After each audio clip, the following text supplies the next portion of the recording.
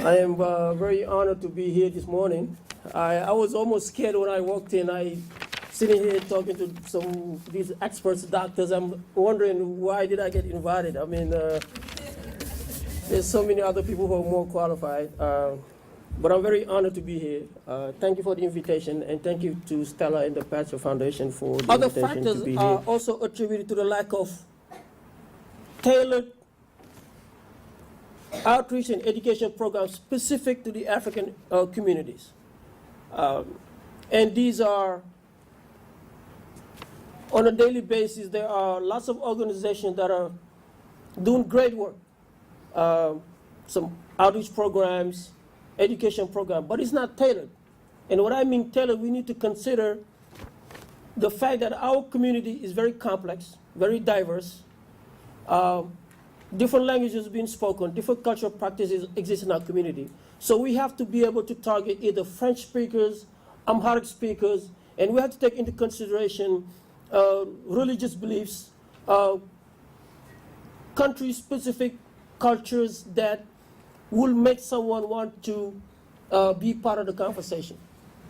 It's also important to know that, I was talking about this yesterday, that many people feel as though it's enough to just have information translated in Amharic and put it on a paper somewhere. But you have to understand our community is a word-to-mouth community. You can put it on paper all you want, but most won't read it. Our community, you have to go to them. You have to go to them, you have to speak to them. Not only you have to go to them, but you have to go to where they are comfortable or where we are comfortable. And we are comfortable in our churches, in our mosque, and in our neighborhood associations. That's where you get the most impact. Stigma and stereotype is also another big challenge to treatment for African women or Africans in general, due to cultural beliefs and health misconceptions in our community. African women generally do not feel comfortable with certain types of cancer examinations or participating in certain types of health studies. And it's true. I was joking about it, and I was saying, you have to understand our community, right? And in our community, I mean, I remember as a kid, when you tell someone, I'm going to the doctor, the first thing they tell you is, what's wrong? But nothing has to be wrong for you to go to the doctor. You can just go. You don't have to wait until you're dying for you to go to the doctor. Right, doctor? Right? So in our community, the hospital is where you go to die. Right? So we have to have the conversation that facilitate dialogue, to just go because you want to get tested. Right? And we also, there's also the issue is that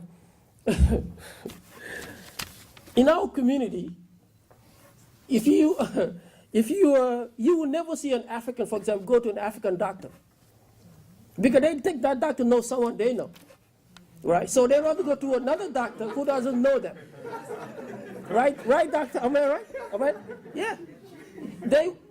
If I have cancer, I don't want to go to an African doctor because I think that doctor knows my cousin, and I don't want my cousin to know that I have cancer.